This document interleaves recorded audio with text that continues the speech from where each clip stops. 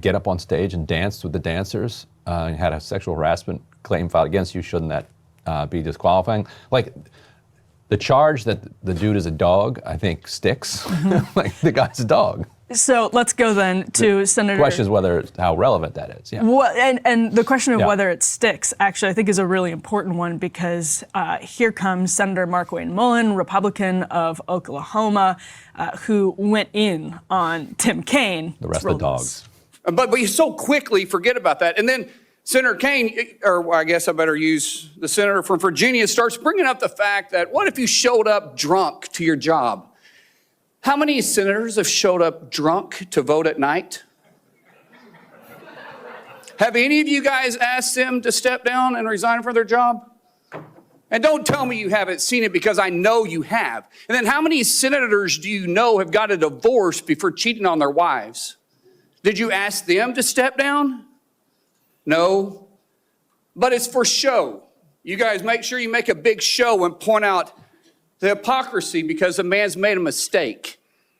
And you want to sit there and say that he's not qualified? Give me a joke. I mean, it is so ridiculous that you guys hold yourself as this higher standard and you forget you got a big plank in your eye. We've all made mistakes. I've made mistakes. And Jennifer, thank you for loving him through that mistake. Because the only reason why I'm here and not in prison is because my wife loved me too. I have changed, but I'm not perfect. But I found somebody that thought I was perfect. And for whatever reason, you love Pete, and I don't know why.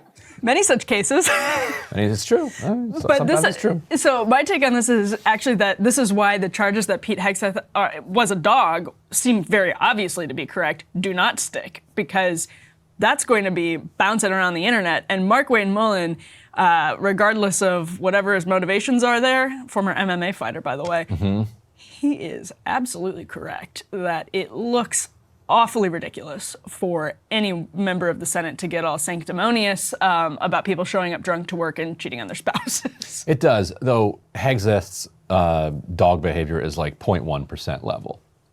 Like, you know, as Kaine laid out, you know, fathering a kid with cheating on your wife, having a father and child, and then cheating on that person. But Congress getting Congress is generally like in that 1%, maybe not 0.1%, but Congress does occupy a unique slice there. Anyway, all that is to say, I actually wrote a piece about this yesterday because, and we'll see this more and more. Like, I actually think there are very serious questions about whether Pete Hegseth, even if you share his ideology, his worldview, like, is there a better person than Pete Hegseth to be this nominee? I think that's a serious conversation to be had on the right. Right, because this derailed, for the most part, any kind of sophisticated conversation about what the Pentagon's role is in the world. 100%. Yeah, those serious questions were drowned out by the less serious ones. So, ish. But even that, I think, again, it was this breathless defense of the Pentagon as an institution, even if they didn't mean it to come across that way, which some of them obviously did, but even if they didn't mean it to come across that way, it came across as like a defense of the status quo, which is really tone deaf right now. And even if people are concerned about Hegseth, they're willing to err on the side of the disruptor instead of the side of the status quo. So let's take a look here at Duckworth, Senator Tammy Duckworth of Illinois, a veteran herself, questioning Pete Hegseth. What is the highest level of international negotiations that you have engaged in, that you have led in, because the Secretary of Defense does lead international security negotiations. There are three main ones that the Secretary of Defense leads and signs. Can you name at least one of them? Could you repeat the question, Senator? Sure. What is the highest level of international security agreement that you have led? And can you name some that the Secretary of Defense would lead? There are three main ones. Do you know? I have not been involved in international security arrangements because I have not been in government other than serving in the military. So my job has been to the answer is, can you name one of the three main ones that the Secretary of Defense signs? Talking about defense arrangements, I mean, NATO might be one that you're referring to. Status of Forces Agreement would be one of them. Status of Forces Agreement. I've been a part of teaching about Status of Forces Agreements. But you don't remember to mention it?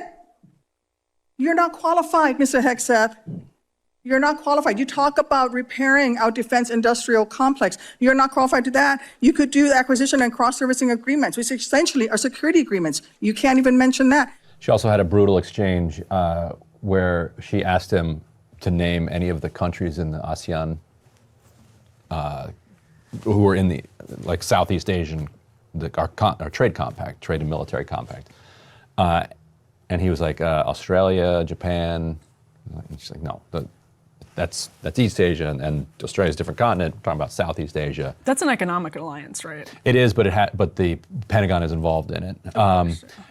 And if you, if you're involved in this stuff, that comes up a lot. It was kind of surprising that what they used to do with confirmation hearings is they would murder board people. Like you were stuck in a room for 18 hours for weeks on end with these people kind of grilling you. Grilling, yep. And you had notes to take home and study and memorize. And it doesn't mean that you got better nominees as a result of that, just because they, did a crash course and memorized, the 10 ASEAN countries. Right. But it is kind of odd that you wouldn't do the basic stuff there. Now, I think, the more incompetent the head of the Defense Department is, then the more likely it is to run the American war machine into the ground, the better. Yeah. So you got a guy who is kind of drunk by noon and doesn't really kind of know the basics of this. Now, from the other perspective, the status quo also prefers somebody who doesn't know what they're doing. Yeah, they want to manipulate them. Because they think they can then run them right over. Right, and I think that Hegseth is right on that line for them of somebody who's easily treated as a puppet and manipulated, and somebody who may not know the ins and outs of the Pentagon, but will hire the people who do and who actually do want to disrupt the status quo. And I think maybe part of this is they're sussing that out. Let's take a listen to Senator Kirsten Gillibrand, and then we'll hear a little bit from Tom Cotton. Here's Senator Gillibrand. Standards have been changed inside infantry training units, Ranger School, infantry battalions, to ensure that Give me one example. Please give me an example. I get you're making these generalized meet statements. Quotas to have a certain number of female infantry officers or infantry enlisted, and that disparages those women Commanders who are do not have to capable meet of meeting quotas that for the standard. infantry. Commanders do not have to have a quota for women in the infantry. That does not exist. It does not exist. And your statements are creating the impression that these exist, because they do not. There are not quotas. We want the most lethal force. But I'm telling you, having been here for 15 years, listening to testimony about men and women in combat and the type of operations that were successful in Afghanistan and in Iraq, women were essential for many of those units. When Ranger units went in to find where the terrorists hiding in Afghanistan or in Iraq, if they had a woman in the unit, they could go in, talk to the women in a village, say, where are the terrorists hiding? Where are the weapons hiding? And get crucial information to make sure that we can win that battle. So you cannot denigrate women in general, and your statements do that. We don't want women in the military, especially in combat. What a terrible statement. So please, do not deny that you've made those statements. You have. So I definitely enjoyed the memes, Ryan. One in particular that clipped together, I might get you in trouble with this one, that clipped together all of the Senate Dem women on the committee yelling at him and said this is actually worse than combat. Because they really were yelling at him specifically on this line about women serving in combat. He's moved off a lot of his more extreme positions, which initially were no women at all.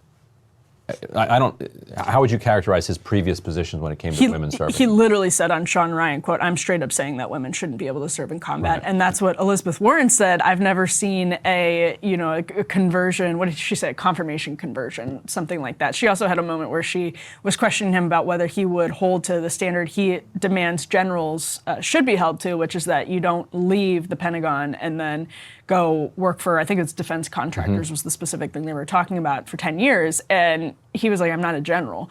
So there were some exchanges I thought and people were laughing at that. I think there were some exchanges that were better for him, actually, than obviously others. It'd be nice if he would agree to that, though, right? Oh my gosh, yeah. But he wouldn't agree to it? No, he just said, I'm not a general.